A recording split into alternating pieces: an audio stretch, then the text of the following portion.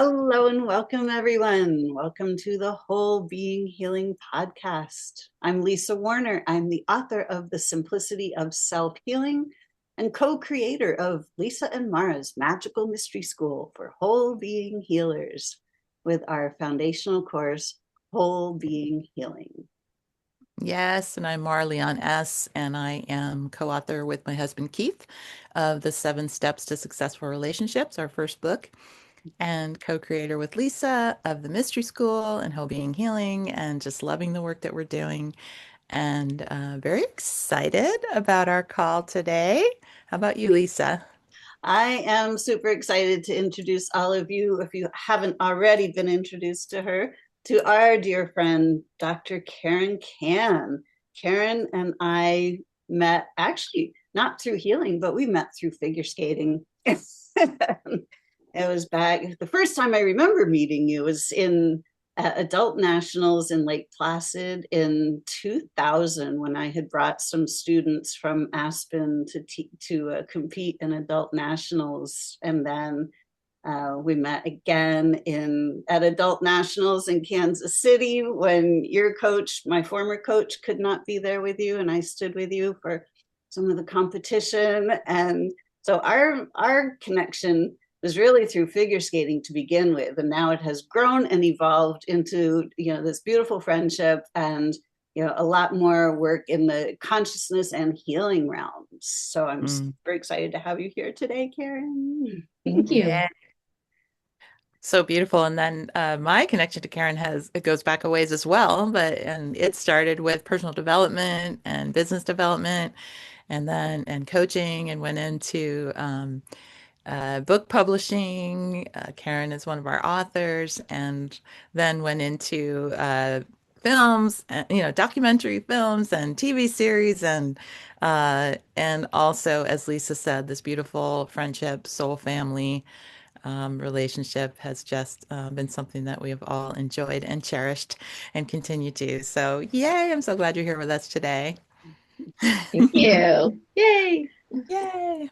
For those of you who don't know, Dr. Karen Kanji is a doctor of light medicine, a #1 international best-selling author, visionary, and pioneer in the fields of healing, consciousness, and spirituality. Her mission is to empower spiritually conscious people to harness their intuitive, healing, and manifesting superpowers so that they can reach their highest vibration and help anchor in a brand new reality of love, joy, peace, and harmony for all. As the founder of the Academy of Light Medicine, Dr. Karen teaches students her 3-step Tolpacan healing method, which involves aligning with the source of divine wisdom, asking quality questions through divine muscle testing, and activating high vibrational healing frequencies. She's like Yoda from Star Wars, training you to be a self-healing Jedi master. Welcome, Karen. Thank you. Thank you. I always smile when I have that part read. I love it. That's so fun. I love Yeah. Star Wars, can you tell? I know you love superheroes and all that great Yep. stuff.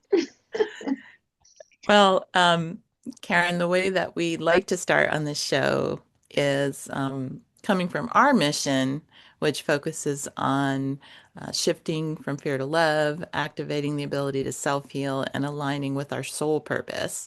And so we would love to have you share about your whatever you feel to share right now about your path and your journey that has brought you to the point you are now in terms of living your soul purpose. So we'd love to hear about that to start out with. And then I think you're Mm, going to be sharing some cool stuff with us about the 3 phases of healing. I'm excited about that as well. thank you. Yes, thank you for the wonderful introduction. And as is true for many of us in the consciousness spirituality realm, and me being a medical doctor is absolutely no different in that many of us go through difficult things in our lives or challenges, and that actually helps us develop and evolve into who we are today. So I did the typical Chinese firstborn thing, which is get really good grades in school and go into medicine. So pretty much all of my like Chinese friends are medical doctors, especially if they're firstborn. But the women equally as much as the men.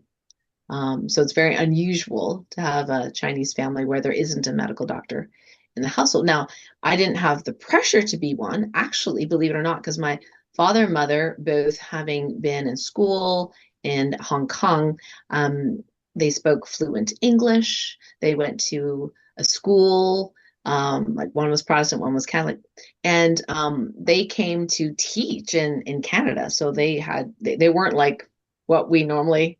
I get to say this because I'm Chinese, but it's not like your typical FOB, like fresh off the boat.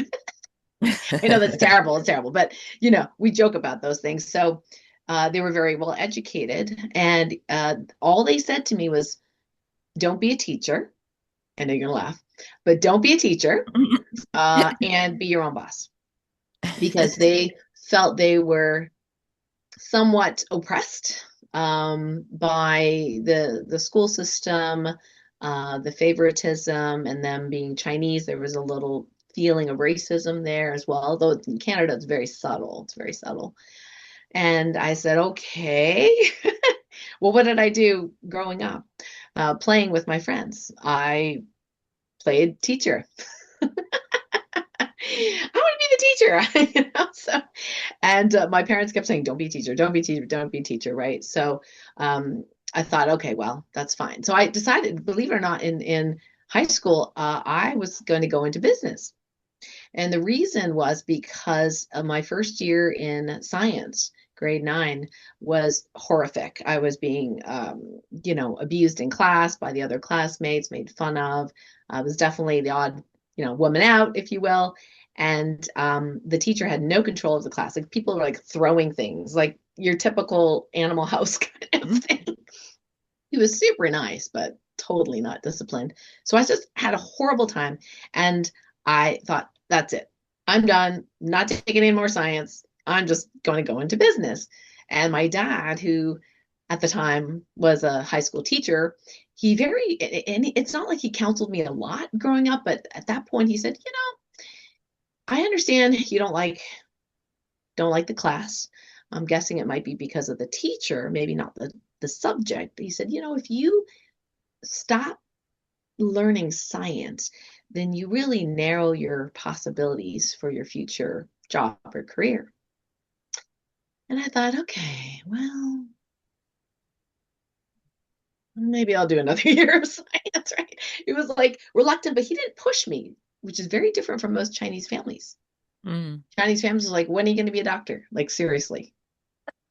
So he didn't push me. Both mom and dad were teachers. So they thought getting a good education was really important. So I decided to take grade 10 science, had a beautiful, wonderful man as a teacher, funny as heck, super funny. I laughed all through science, got, A plus, and it was awesome. And then the next year and the next year, excellent, excellent biology teacher, science teacher. So then I fell in love with science, and the rest is history. I went to biochemistry and then ended up in medical school because, quote unquote, I wanted to help people. This is what 90% of people going to medicine say. And you know what's actually true? It's actually they really do want to help people, but they're conditioned to know, like, this is the way you help people. You become a doctor. Right. And and I actually wanted to be an optometrist at some point because I loved my optometrist and Dr. Sheldon. And he said to me one time, I went to even visit the Waterloo School. There's only 2 optometry schools in all of Canada, one closer where I lived in Ontario. So I went to visit it. It's gorgeous. The school was gorgeous, and I could see myself there. And so I talked to the optometrist who was giving me the, reference.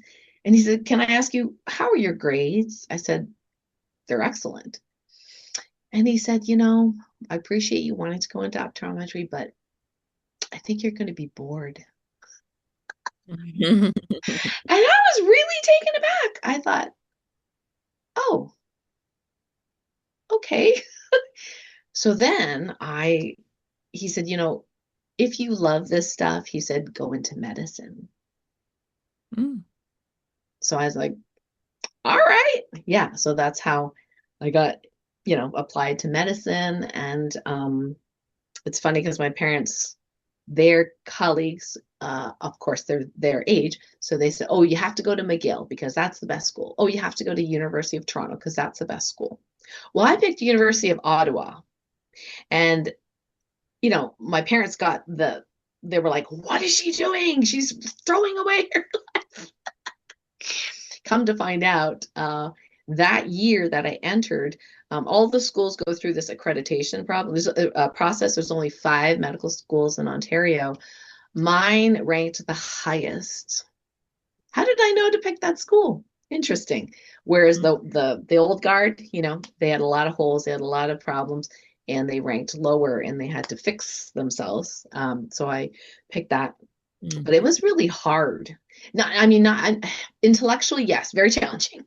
Medicine's very challenging. It's like I have to learn Latin, It was very challenging, and being a very sensitive soul, it was hard on my body because I was not prepared, not that you could be prepared to all those late nights, no sleep, poor diet, like getting food out of the cafeteria getting food out of the vending machine because the cafeteria is closed, up all night, ER, pager, can't sleep, because you're like, the pager's going to go off, right? And any little sound you think, oh, wait, that's not my pager. So this fight or flight, it took its toll. So I guess it wasn't that long after graduation, I then, moved to the United States and tried to get a job. And I was in Canada, everyone wanted me to be part of their practice. They're like, you're amazing. We love you. The patients love you. But my husband at the time wanted to move to the States because he wanted to finish his PhD with his professor who moved there. And I said, okay. So we moved to Lake Placid, which is wonderful because then I got to meet Lisa and other wonderful people. And I had a hard time finding a job here because I didn't graduate in the US. They weren't familiar with Canadian training. And the funny aside story here is I asked them how much maternity leave they give in Canada.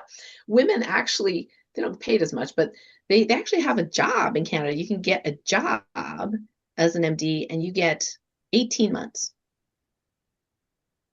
maternity leave. Right. So I asked them here and they laughed, like they thought I was kidding. A medical doctor with maternity leave, excuse me? And I'm like, oh, okay, I guess you don't do that here. Like maternity leave is like 3 months or something. I don't mean, it's a lot in Canada. So it was really different. And I could feel the difference between when people in town knew I was a medical doctor versus before they knew I was a medical doctor. I was treated differently. Just is what it is, once I knew I had an MD behind my name, it was like, oh, Dr. So-and-so, how are you? Like I'd go to the store and it was like all this like super polite and everything like that. But it was really interesting being like this nebulous Chinese, person where there's not a lot of Chinese people here. And then I worked really, really hard in really underserved areas, Willsboro, Keysville, and was very loved there. However, again, it took the toll on the body, all this driving, all this on to call. And then finally my body broke down.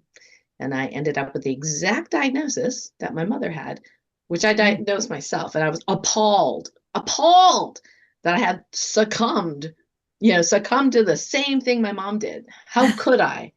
Why didn't I try harder to be healthy? But that's not how it works. A lot of people do try hard. And then I thought to myself, I've been judging my patients this whole time. Yes, I was known as the most, compassionate, empathetic doctor, but that's on the surface.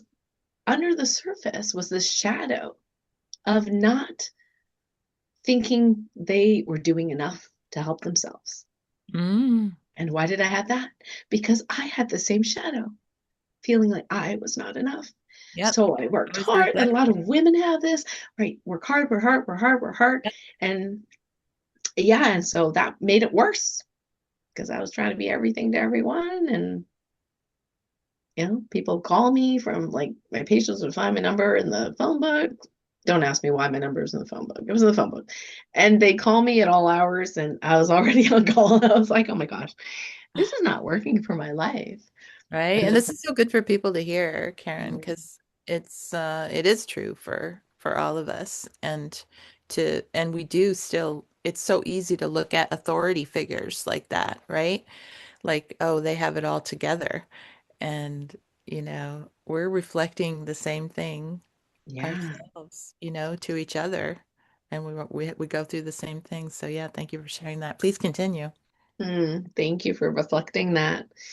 Well, at one point, and I had some wherewithal that I must have something to do with this situation. My girlfriend, I won't say which doctor, but female doctor, and I were chatting one day. And she said, what is it? Every time I'm on call, first of all, I'm on call every holiday, it seems. And every time I'm on call, I never get to eat, I never get to sleep. And I look at our male colleagues, it's not the same. It's like they all come out of the woodwork when we're on call. And I'm like, yeah, you're right. And then I popped out of my mouth, said, you know what it is? It's because we feel like we need to be needed. That's what it is. I think that we need to be needed so much that the universe says, oh, you need to be needed. Okay, fine. I'll give you all these people to need you and love you and appreciate you. And she just took a breath and she thought, oh my God, I think you're right. I said, okay, that's it. Okay, Thanksgiving's coming up. You're on call, and let's make a pact. You feel loved, whether or not you're on call, and whether or not you have a slew of patients. Yes, and she's like, yes, I love myself, right? Nice. And you don't need all those patients to prove that you're worthy, right? And she's like, that's right. I don't need all those patients to prove that I'm worthy. I said, you are loved, you are worthy. She's like, thank you. I don't know where that came from, but obviously I had to learn it myself. So sure enough, Thanksgiving comes and goes. She calls me. She goes, I got to eat dinner with my family. Wow. First time ever. Like it wasn't this barrage of people. So I think that those of us in the helper healer arts, whether it's medicine or other things, can still have these same patterns, like you mentioned, Mara. Like so many of us are going through this healing process. And I don't think it's absolutely 100% permanently healed because things still come up where things could cross my boundaries and I'm like, oh, wait, I forgot about that. Okay, note to self, say no next time, Karen, right? So these things can still come up.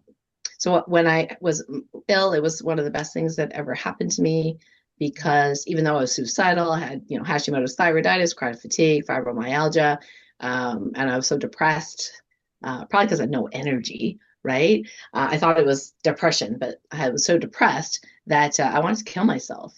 I took like 2 days of the antidepressant we used to prescribe, well, I shouldn't say used to prescribe, that we prescribed for people with fibromyalgia. The symptoms, the side effects were so bad. I was half asleep in the office. And remember, I had like a 2-hour drive there and back. Mm. I was like, oh my gosh, how do people function on this? And Yeah. this is the most commonly widely prescribed prescription for people with fibromyalgia. I thought, I'm like, I'm done. I said to my nurses, I cannot believe I prescribed this. This is nuts. I can barely think. I can barely stay awake. How does anybody function on this medicine? So I stopped that. I tried another antidepressant, which now we know that can contribute to suicidal thoughts. Probably didn't help me. Couldn't sleep. Couldn't sleep. I was up all night, anxious as heck. I'm like, well, I don't think that works either. So I just like, I give up. And that was the best thing for me to do because I got so low, so down, so dark, night of the soul, that I had to surrender Yeah. because I was ready to die. So just take me. Didn't work, obviously. But luckily there was like this, in that sobbing, sad, depressed hole, it's like a voice came out and said, you have a choice. Just very bland, very neutral. And I was like, who's saying that? Well, it's myself, my voice, but I was like arguing with it. I was like, I don't have a choice. I have to be a good wife. I have to be a good doctor. I have to be a good daughter. I have to be a good sister, right? And it kept saying, you have a choice. I'm like, no, I don't. You have a choice. No, I don't. You have a choice. I'm like, okay. So what would I do if I had a choice? So that's how I got into a divorce, which I really needed. And that was really difficult, especially with the Chinese culture and all that. You don't divorce in our culture, at least not the age that, we were in. And it was a mirror to my parents' own marital, let's just say, stress. And I felt responsible for it. And at the same time, realized that if I'm not going to be responsible for myself and blame everybody else for my issues, it's just never going to get better. So, yeah, and my mom and my dad used to complain all the time that you blame everything on us. It's our fault we did this. It's our fault we didn't do this. And at that point, I said, you know what? I'm going to do what I want now, and I promise, cross my heart, I will not ever blame you again for anything. And they were really taken aback when I said that. I said, I vow to never do that. And I have not. And I got to tell you, that was so much freedom because I took 100% responsibility for my experience. Didn't have to anybody to blame. I said, look, I know you think that divorcing is the worst thing ever. I'm never going to recover. These are the words they use, right? I'm never going to recover. I'm going to regret it for the rest of my life. Thank you. And you know what? If I make this biggest mistake and I'm miserable forever, I am not going to blame you. You tried, your best. And yeah. And at that point, they backed off. Nice. They backed off because they were so afraid I was going to blame them and have a horrible. I said, I'm going to take 100% responsibility. It's not your fault. And that was the real big turning point. As you know, from what you teach and train others. And that was a really big point of empowerment. And it's just like after that, it just shift. There was a whole shift. And it was like teacher after teacher after book after, like people magically appeared. There was like, a spiritual teacher. I happened to see her healing sign on the side of the road as I drove by. I'm like, what? Got to learn some stuff, got to be her student for 5-6 years, learned Reiki, some about, magical, kind of like psychic power stuff, and got into that. And then it was just amazing, just the road on there. And then that's how I got to write my first book, Guide to Healing Chronic Pain, which is just kind of a memoir documenting my improvement, but also a how-to book as well. So it's a tome of 565 pages. Yeah, great book. And yeah, that Mara and Keith were, helped me to like finish.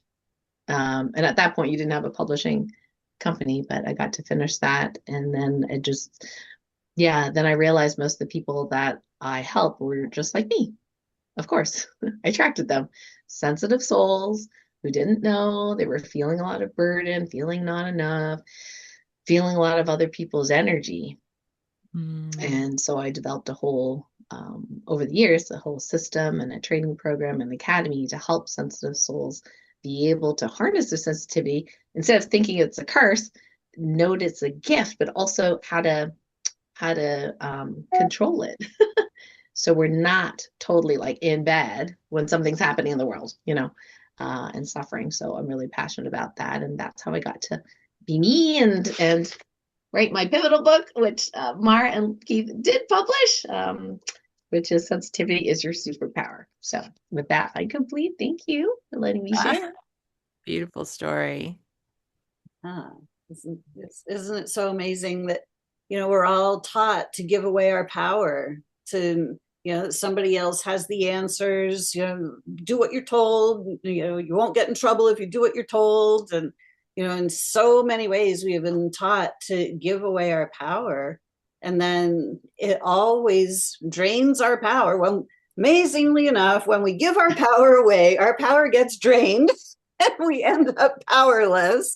And then when we decide to take our power back and stand in our power, take responsibility for our own lives, and stop doing what everybody else tells us to do and start listening to the voice inside, that's when everything shifts, just like you were describing. Mhm. Yeah, absolutely. There are so many messages that we've received growing up and even ancestrally that are energetically attached to us that we literally have to shed all these different things that don't serve us. So even where I am right now, I still make so-called mistakes. There's no mistakes, but where I go, oh, I did not even ask myself if that serves me. And as many people know, family, right, is the most difficult for most people because we just fall into these conditioned roles when we're with family, talking with family, and sometimes they're not even trying to manipulate us. I manipulate myself. Right. Yeah. Now I get to laugh about it like, Carol, what were you thinking going to visit your mother the week before your launch where you spent $40,000 on this launch? Wow. And then you got Hmm. sick symptoms and could barely talk. Wow. Do you think maybe you should have asked whether that was for your highest and greatest good? I'm like, yes, I've learned my lesson. Thank you very much. Yes, But yes, I yes. love that, with family, you really see the value in uh, what's available with those relationships, what's available when you do take full responsibility. And also with being able to, with what you went through, to distinguish between the voice in your head that isn't you, that's the programming, The whether programming, it's yes. family programming, societal programming, it's all the same. It runs through all of our heads. And but then that voice that was underneath it Yeah, the actually. quiet, unassuming, very Mhm. neutral voice. I used to think intuition was like, hey, yes, you know, Right? but it's not. A voice of God coming from the Yes, sky. boom. Yeah, I always joke about, okay, it would be a lot easier if the 8-foot angel would just appear Right? so I could see him, her, and tell me what I, but that's also my desire to outsource. We all kind of sort of want the easy way, like for example, the last, well, of course I'm working on my next launch, but the last couple of weeks, people were sending me like links and selling me on machines, med bed. You can just lie in the bed, it scans you from head to toe, and it fixes you. And I'm Mm-hmm. like, how does that actually evolve our soul? Kind of missing that part, right? If Yeah. it does everything for you. Now, I don't doubt that it can do a lot, but the thing is, are we really getting to the root? Are we really getting to what it is we are to learn and evolve and love even more of ourselves and others? And I don't think so. I don't Right? think Because when we get to that point, we're not going to need a med bed because our bodies heal exactly. themselves, and when we're no longer going to be getting in the way of that. Exactly. Exactly. So although, I love tools, I love tools. I tell everybody, I said, I am not conscious 24/7. I'll slip into unconsciousness. I'll slip into old habits. That's what we do as humans. And sometimes the tools are helpful as a bridge between the time where, I become more and more conscious and where I'm right now. So some tools I use now I may not use in the future and so on and so forth. For example, I had like this much in terms of supplements before when I first started my healing with fibromyalgia and chronic fatigue syndrome. I read all these books and when I had the energy to, and I had all these supplements and they filled a microwave shelf. Like literally my microwave shelf had no microwave on it. It was just supplements. Now I do have some, but I muscle test it all and just see whether it's for the highest grade is good. And the biggest one I use is salt. And does this work? Does this not work? Do I not need, so at this point, I'm still in this, physical, dense form. So there are still some things that are helpful. And being an energy worker, doing a lot of energy work, I've just noticed that salt and minerals are helpful. And sometimes I may need more because I'll be working a lot or whatever. So Right, but you're not needing to go to some outside authority to tell you which supplements are right for you. You're able to tune in and determine that. So maybe this is a good time to talk about those three phases of healing. Does this kind of move into that? That's perfect. That's perfect. Yeah, sometimes we get to the stage where we feel disillusioned with what we were taught, like medicine. And in general, doctors are still highly revered and respected. Like I said, when I went to Lake Placid for the first time, people didn't know I was a medical doctor. Then they did know. I was treated very differently when they knew. So there's still that respect there. And now we're seeing almost like a backlash where people are really negative about medical doctors. And I got to tell you, not to necessarily defend myself or other medical doctors, but most doctors have a really good heart and they went into medicine to help. They just didn't know that there were other things that were available. They Yeah. didn't know. Yep. Had I known there was a channel, something called naturopathic medicine, never heard of it. Not once. And apparently they do teach it in Canada. I just missed the memo. Like that would have been a much better fit. I would have learned all the science, right? And I'm not regretting what I did because I get to tell the story. I get to tell the story. I get the credibility of the MD. So most MDs really go into it for the right reasons. But here's the thing is when people get upset at their medical doctor because they're not being holistic, they're not looking at things beyond, Western medicine, they're at that, what I call the first phase of medicine or healing. They're in the biological physical. It's like what you can see, what you can measure with tests, with scans, which that's all relative as well, now that I know more than before. So your doctor isn't wrong. Your doctor just has this paradigm to go from. Mhm. She doesn't know all this other stuff here.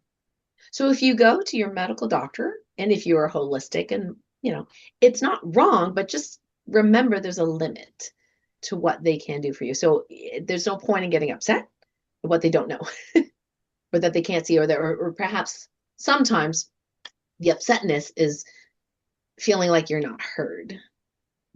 And I know what that's like because I did that before. Somebody came to me and said, what about, the supplement? Or what about progesterone cream? And I'd be like, well, let me look it up. And I look it up. And, the guy who's saying all this stuff does not have an active medical license. The woman who's talking about it on her podcast, went to med school in like Guadalajara or someplace. Like, I'm like, what?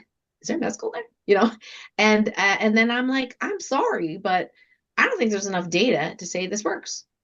So uh, they're like, but I think I really want to try it, so it's really hard for medical doctors. And here's the other thing too. They are trying their best, most of them, some of them not. Some of them are really into the money, but that's the minority, okay? So in this paradigm, what do they have available to them? They're like left brain logic. That is what's mostly taught. Little bit on intuition, but not much.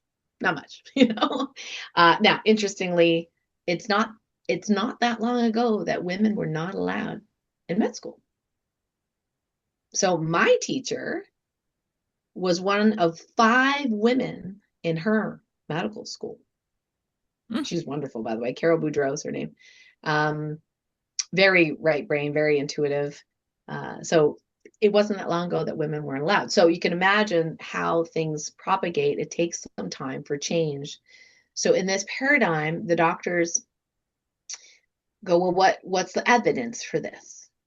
And I was one of them. I was like, when I was working for UCLA, I was the chairperson, co-chair with Lily Kay, the evidence-based medicine project. So we helped our UCLA students look at evidence and look at what's evidence-based, what's just guessing, right? We thought we were doing everybody a service, and it was better than guessing.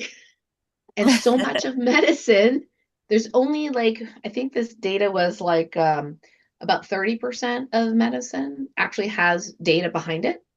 The rest is like presupposition. We think this is how it works, So I thought we were onto something. But you see, data is only half of the brain and half of, not even half, less than half of all the information that is out there. So yeah, your doctor's going to look stuff up. They're going to search PubMed even. And they go, well, there's no data. There's no evidence that this thing works. Well, there's more and more on PubMed, like acupuncture, there's a ton on, certain things are now popularized. But the look on PubMed, it was not PubMed, so it's not real. That's pretty much their conclusion. But I do want to let everybody know that in order to get even into PubMed and to get your article published or your research published, there are these gatekeepers. And if your article goes against one of their advertisers, guess what? It gets censored, doesn't make it, and guess what? It doesn't get indexed on PubMed. So even if there's good quality data, it doesn't make it to the doctors because they're busy. I remember, like, I don't have all this time unless I'm a science person not seeing patients. I don't have time to read and research and all this kind of stuff. Now we have ChatGPT, so heavens knows what they're doing, but with getting information. But the point is that there was not enough time. So we just do a quick search. It's not there. We tell the patient, sorry, there's no data. I can't recommend it. It's probably not safe. And even in our medical exams, now this is on purpose, I believe. I remember doing the certification exam. It asked me questions that pertain to the dangerousness of vitamins. At that point, I couldn't, the part I think I almost failed in that certification because at that point I'd changed myself, but I was like, okay, I'm still hanging on to the certification, credibility, yada, yada, still doing Western medicine. But I was already not as familiar with the newer drugs because I wasn't interested in memorizing the newer drugs. So I almost failed that section because I wasn't to date. But I was shocked with how they pointed out the dangers of taking too much vitamin B6. I'm like, I've never seen this in my life. Okay? This doesn't happen in real life. But yet, it made it to the exam. And then I thought, I think my time is going to end with the certification. And it did. I did not recertify as a primary care, but at that time I was doing holistic medicine, acupuncture in the office. So yeah. And luckily, because of the tuning in and being able to do muscle tests, ask quality questions, which I now have expanded to my whole healing modality. But back then I used muscle tests and I would say, why is this person having this sudden cellulitis or sudden inability to pee? And I said, what do you want? Like, tell me your medications. And I said, when did you start that one? Oh, the urologist gave me that one. Okay. I said, I'm guessing the urologist didn't talk to the family doctor or the cardiologist about whether these medications work together. Oh, I don't know.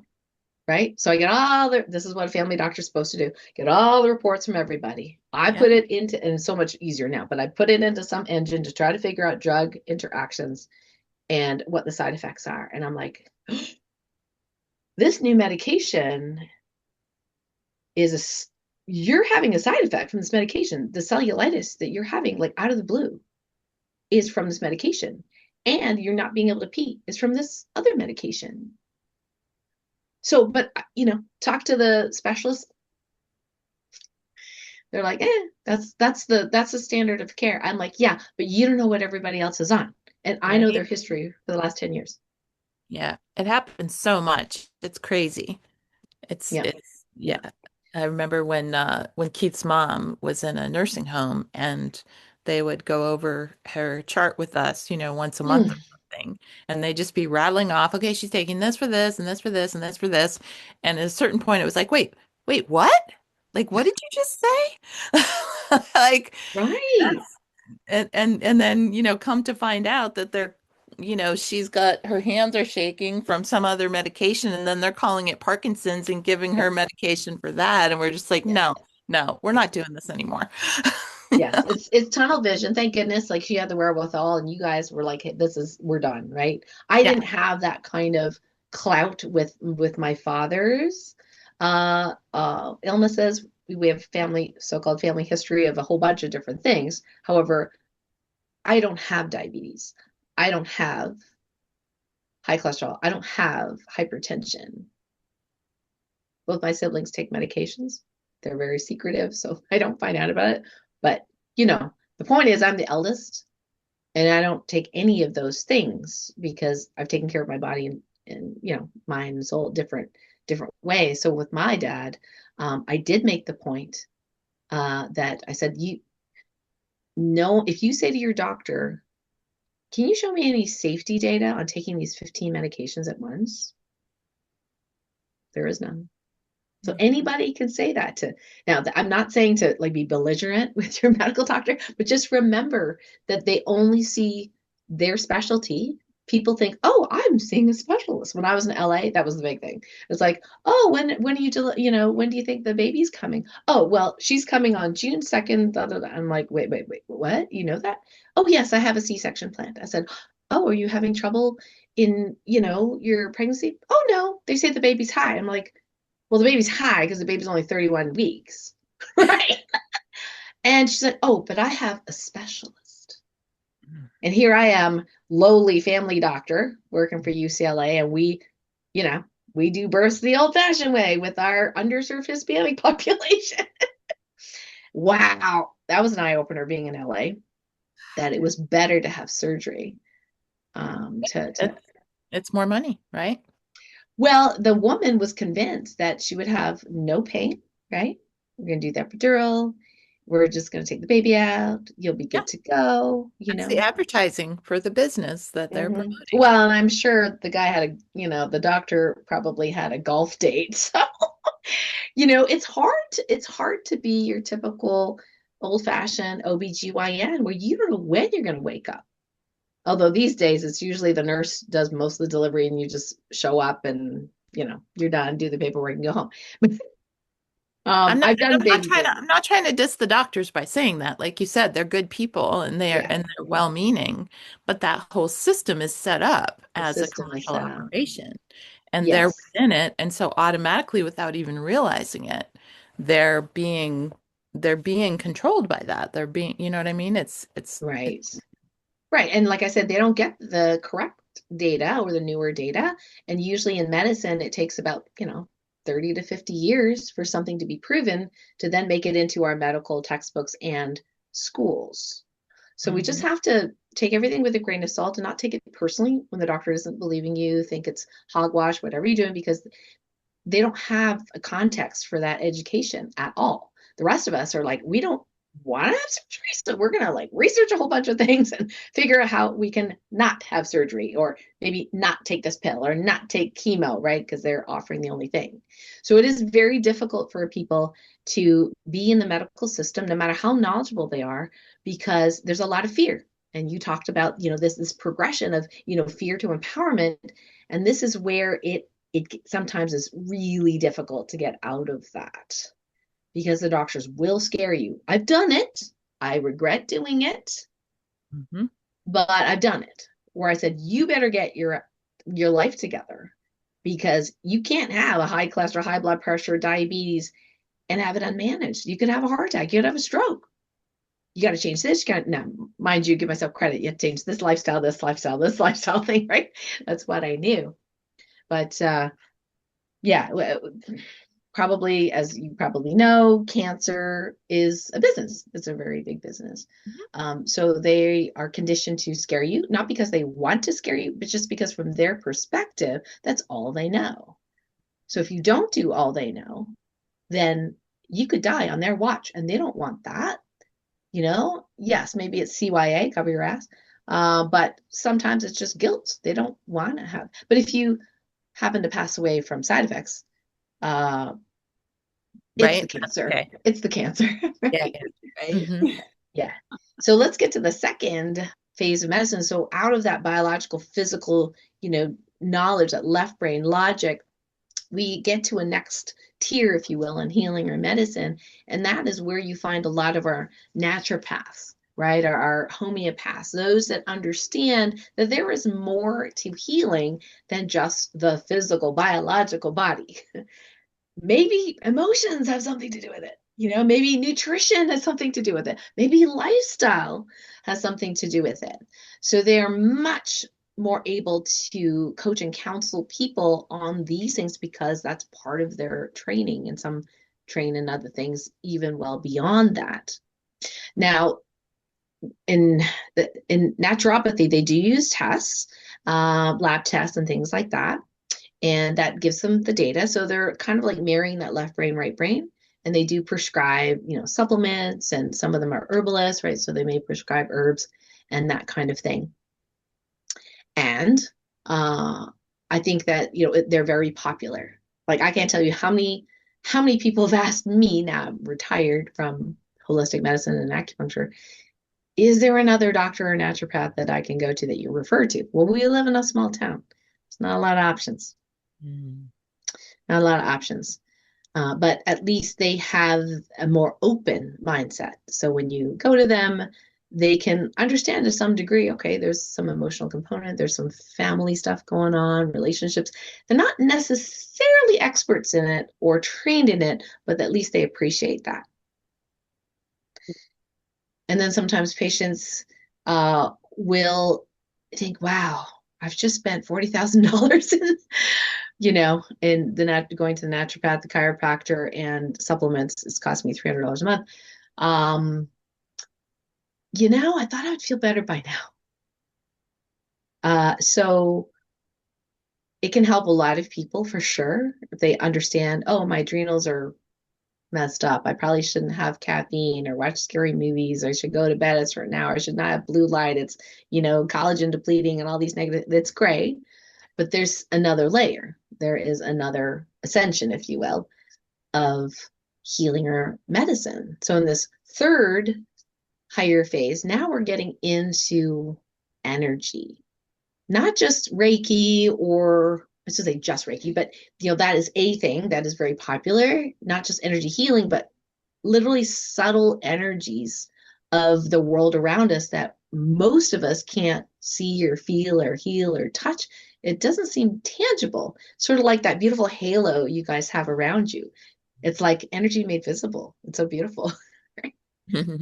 So on that level, it's not just emotions, and it's even not just beliefs, which sometimes in second phase they do deal with, but maybe not as much. But definitely the third phase, what is it that you believe? What have you been conditioned to believe? And what about these energetic imbalances and distortions? Now, acupuncture actually is a bridge between 2 and 3. Why? Because in true traditional Chinese medicine, or like my colleague Dr. Dennis liked to say, true non-communist Chinese medicine, they understand energy from a different perspective that includes the mental, emotional, and spiritual all in one. Not every acupuncturist knows that, but many do. So they kind of bridge that. And then when you get to the work that I do, then we go even a little deeper, where we're not just seeing whether there is maybe a mental or emotional or even an energetic imbalance. Now we're looking at the spiritual and dimensional. So both around environmentally and also within yourself and also your ancestors. And for sensitive souls, whose stuff you're actually feeling.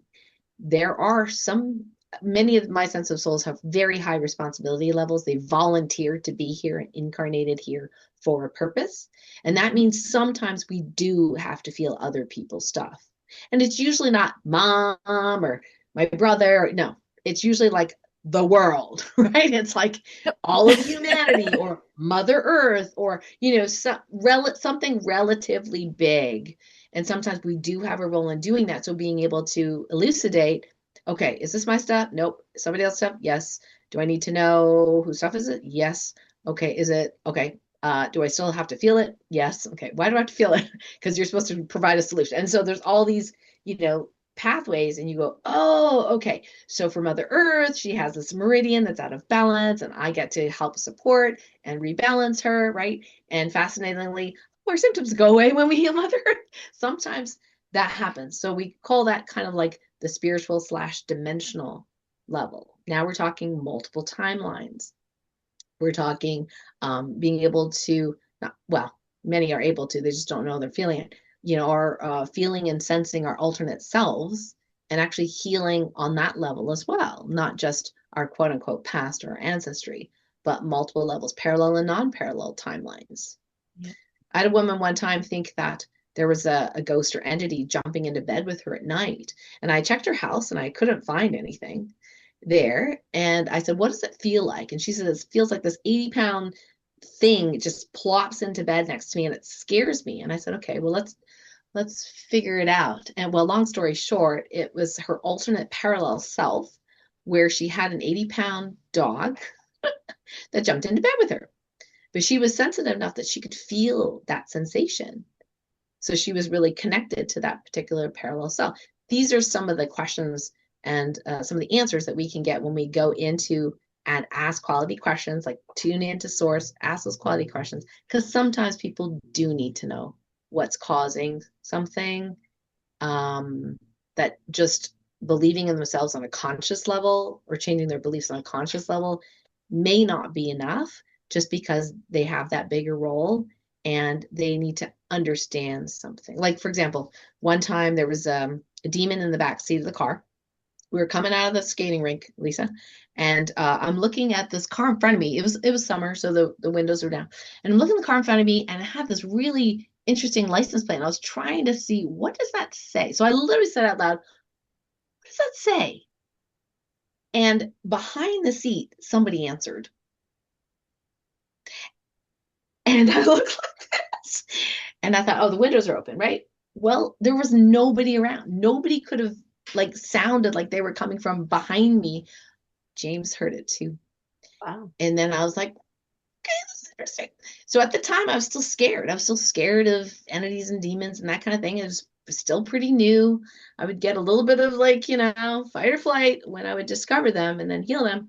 But in this case, I figured out it was a demon, and I thought, and I'm like side talking to my angel guides. I am going, guys, car's supposed to be protected.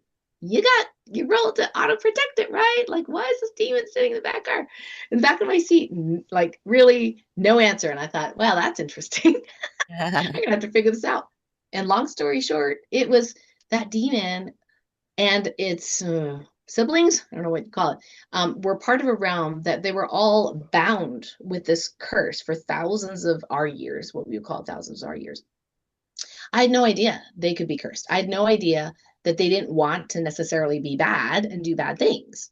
Mm.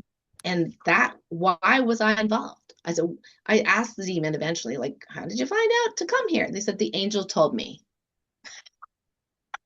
At that point, I laughed out loud. I was like, okay, what are you trying to teach me? Well, the angels are trying to give me that instance. I mean, they could have just done the work. Like, they didn't need me. But the reason they waited and let me deal with it is because I had a bias against demons. I was scared of demons. And that was a case where I became loving and compassionate to their plight.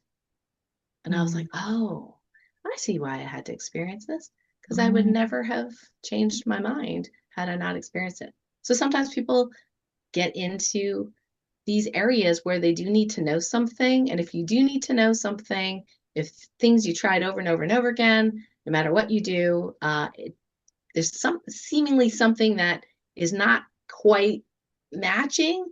That's where that third phase of medicine and healing, and that's where I can help people with that. The quality questions, tuning in to their inner wisdom, getting yes, no answers. It's really about the questions, to be honest. Tuning in's easy. If there's many different ways, but the way I teach is very easy. And then asking the quality questions is really where the juice is. And then the activating healing frequencies, which is part of the Topican healing method. Again, fairly simple and easy to do. It's so cool because when you shifted from the, phase 1 and 2 of healing and talking about the medical system and then shifted into this, and it was just like all of a sudden the conversation, the the story completely changed, right? And the things you're talking about, according to, right, mainstream um knowledge or understanding of things, right? Belief systems, sounds like fantasy, sounds like a movie, a fiction movie, something about something supernatural that isn't real. And yet, when you shifted into that, and I'm sure I'm not the only one who felt this, I'm sure other people watching could feel it as well, it felt more real. The energy felt more real. Like it doesn't even matter what you were speaking about. And Lisa and I, teach about this too, is being able to feel, make that distinction within you based on what you feel. And I could feel it. So it was like, oh, okay. You know? I'm with you. Yeah. Yes, yes. Thank you for sharing that. It does seem fantastical, and at the same time, I always tell people do what works. Don't do what I do just because I said it. Again, that's a form of outsourcing, right? Oh, I really like Dr. Karen. I think she's really cool and this is really cool stuff and I'm gonna do everything she did. Maybe. I say if it helps you, great. If it doesn't, there's something else for you. Mm, And so I'm not attached to anybody having to believe me or having to like heal entities or anything in particular. I think it's whatever works. So you go to the medical system, that phase one of medicine and healing. Well, healing is not really a true medicine. right? Yeah. But And it works for you, and that's all you need. Great. Awesome. I never see those people personally. Okay, they don't end up in on my doorstep, right? Who ends up on my doorstep is they've seemingly tried everything and everyone. They've spent tens and 20, 30, $40,000 on stuff. They've done natural medicine, they've done this self-help and this and read all these books, right? And now they're at a loss of like, I have no idea what's going on. yeah, So that's when they come to me. yeah. Yeah, we've been so conditioned by this reality to believe that if it's not physical, it's not real. So Right. ignore all of the non-physical stuff. There's no such thing as ghosts, no such thing as entities. No, that's not real stuff. That's just all made up. That's just your imagination. It's not a real thing. So we have been, conditioned to overlook 90% of what's actually real, which Right. energy and emotions It's and true. thoughts, and Right. we're Exactly. non-physical beings. Because when we're not in these physical bodies, we are those non-physical beings. Yes. Yes, exactly. That's why I liken the term to I call it holographic now, is that what aspect of your being is desiring attention, how, something maybe that's helping us evolve. And we do include the physical. I have something called the holographic light body detox system, but what it is that the seven keys, there is physical, but there's mental, emotional, energetic, spiritual, dimensional, and relational. Mm, So when we address those things, and not all of them have to be addressed at any one time. I had a woman one time who had thyroid issues, and she was, over 11 years dealing with it. She did everything biological, physical that she could think of that she was taught. She went to the, naturopath, tens of thousands of dollars later, right? Her labs, still not great. Did she feel good? Not so much. And she goes, I don't even know if anything I did helped. I said, would you like to know? And she goes, yeah. Right. So I tuned in and muscle tested. And what we realized is that when I did this holographic model, physical, mental, emotional, energetic, spiritual, dimensional, relational, is that on the physical level, there was almost zero left to heal. Zero as far as causes and contributors of what she was experiencing. Now, I don't remember all the different things she had. She had a little bit here, a little bit there, but one significant thing was we found an energy weapon lodged in her throat, and it had mm. been there for over a decade. Her spiritual boundaries were down at the time. We can also measure back in time. And so she ended up with this spiritual weapon, this energy weapon. And so these things, it's not that everything's negative, but these things can make an impact on our biology. Like you said, Lisa, everything's like, it's interconnected. There's all different parts of us, right? The physical is only like on the surface, what we feel. So I think it's important if it is relevant, like I said, whatever works, if it's relevant to the person to really explore these other areas. Yeah. Yeah, so You've been doing this for a while now, right? Well, it's evolved over time. Right, right. I too went from the physical, right? The medicine, then I went more into natural medicine, still physical because of my Yeah, own illness, then went yeah, into that spiritual Reiki, kind of stuff, yeah, and just kept expanding yeah, after that. yeah.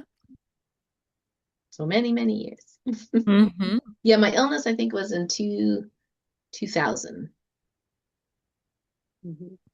Yeah. Yeah, it's I love what you're doing because you're really addressing, all the different layers of ourselves. Like you're talking about, we have a mental body, an emotional body, all of these different bodies that we're not taught to pay any attention to. We're only taught to pay attention to the physical body. So what you're Mhm. doing is so very important. And for all of us to start to be able to pay attention to the subtle energy realms is where all of our power really is. Our power isn't just in the physical realms, it's when we can utilize all of our bodies, all of our senses, and become whole. That's where the real Yes. healing happens. Yeah. And it's really fun, right, guys? Right? Yeah. Absolutely. And it's so Yeah. empowering and it It feels is. so good. You start to feel more like yourself. You start to Mm. feel better. And it becomes like, oh my gosh, I should have always been this way. Like, why wasn't I always able to be like this? And we just start to feel lighter and less dense, more joyful. It Because Hmm. the more we expand out into these other levels and layers of ourselves, everything changes for the better. Yeah, and then we're able to all be living our soul purpose and what we came here for, because there's nothing in the way of that. And the fact that we're all discovering these parts of ourselves and these parts of, what life really is and how we're connected to our bodies and how we're connected to everything that um, is is so important right now that we're coming together to teach each other and support each other in this. So thank you, thank you, thank you for doing what Mm. you're doing, because it's not easy to shift from what we've been taught and what we've been programmed to think about ourselves to what is now becoming clear that a lot of those things aren't really relevant at this point, or just aren't true. You know? Yes. And And so there's what this do we do? beautiful What do we do now? marriage. Huh? Yes. And Yeah. there's this beautiful marriage of like what we know now and keep learning and evolving and ancient wisdom at the Yeah. same time. Yeah. The ancient Chinese, which apparently came from some of the information came from Egypt and then came from Atlantis and so on and so forth. So, but the idea was that the energy comes before form. Absolutely. So as we pay attention to the form and try to fix the form, the body, right? We're not paying attention to this other stuff. So now when we, like Lisa said, expanding to all these different aspects of ourselves, and we can, talk with these different aspects of ourselves. Is it relevant? What are you trying to tell me? Like, what's the message? And sometimes it's the mission. It's not even about you. It can be really, really neat and fun and exciting and understanding that, oh, I could change this on the subtle energy level. How cool is that? Mhm. Right? It can change your whole perspective and change your whole physical, mental, emotional, spiritual experience. Yes, yes. And sometimes people, and this gets to the spiritual, but sometimes people choose a particular experience in this particular human incarnation that the ego mind wants, well, I want to fix that. I don't want this pain anymore. I don't want this body. I want it this way because I know I can heal perfectly, right? And then there's a little bit of an ego want in there, not understanding that the soul wanted a specific experience. And yes, we can shift and talk to that aspect of ourselves, but sometimes we forget that we did ask for a heart assignment. Right? And being at peace with that is another form of empowerment and healing. Hmm. That's like a whole other show. So let me rein it back in. Yeah, but you're right. It's like, I was just saying this the other day, probably to Lisa. Did I really ask for this? Yeah. Right? Oh. Signed And then up. the rest We're of the time, here. it's We're like, woohoo, look what we get to do. oh Yeah. my gosh.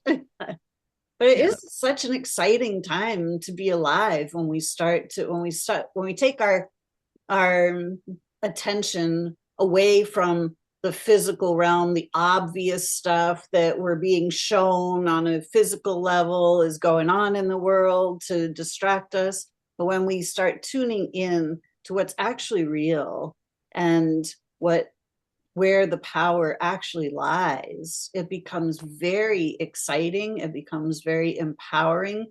We start to realize we don't really have to participate in that other stuff at all. Like, we don't need the chaos and the confusion and all of that. We can heal from the inside out. We can become peaceful and we can spread that to wherever we go. Yeah, absolutely. Absolutely. Thank you both for having me. You're Thank you so welcome. much, Karen. So Is there for anything else everybody you want who's to share watching, before Oh, sorry. Just wanted to check if there was anything else Karen wanted to share before we wrap up. No, I feel like I'm complete. I really appreciate you both doing the work that you're doing. I think what we do is very complementary Mhm. to each other, and every person out there, every man, woman, being, you're a fractal of Source. You're an aspect of Source. So we are all one. Even demons, people don't like me saying that, but even the so-called evil ones are part of the same Source, having that experience. So we get to have this fractal experience for ourselves. We get to interact because God is like, what's that like, And so we get to play our part in helping God experience things. So nothing actually is bad. It can be preferred or not preferred. So that alone has created a lot of peace in my life, and perhaps that message might help somebody else too. Thank absolutely. you. And Karen, how can people reach out to you if they would like to learn more about the Tolpcan healing method or any of the other things that you offer? Thanks for asking. Well, we do have a community on Circle, and we do a free group mini healing every single month. And you can always participate live or on the replay. The energies and healing energies are just as potent, even when it's on a replay. So that is once a month. And in the community, people ask questions. There are some, healing tips, health tips, and it's just a really safe place for sensitive souls to be at because we've sometimes been traumatized by the Facebook experience or even within our own families. Our families not believing us, thinking we're weird or crazy or, out to lunch. Like, how could you believe in angels? Where, people in my community, and there's like quite a few actual naturopaths and Reiki masters and NLP specialists and hypnotists, and, they're looking for an edge to help their clients. So I think that is number one. And you can go to karencan.com/community. You can join for free. And then, of course, there's the book, right? Sensitivity to Superpower. You can get that on Amazon. And by the way, if you go to karencan.com, there is a special link there where you can get $1,000 worth of book launch bonuses or gifts. Even though I launched a long time ago, I just left it on. I like giving stuff away, so it Nice. is still there. And then if you really like, I don't know where to start, email support@karencan.com. That's probably the easiest way. And my Chief Connection Officer, Leslie, would be more than happy to help guide you and navigate you to see what would best serve you at this time. Leslie is awesome. She's a beautiful soul. He is. Earth Angel, actually. Mhm. Yes. Awesome. Well, we'll put all that information in the show notes. And if you are feeling Dr. Karen today, check it out. Check it out and be guided to what's right for you. Yeah, thank you Awesome. all so much for joining us for another episode of Whole Being Healing on our podcast today. If you'd like to check out more of what Maura and I have to offer, you can go to wholebeinghealing.life. So thank you all for joining us today. Karen, thank you so much for being here. It's been such a pleasure. So, Thank you. Thank you. Bye, everyone. thank Bye you, bye. everyone. We love you. And for everybody out there, Happy happy healing. healing.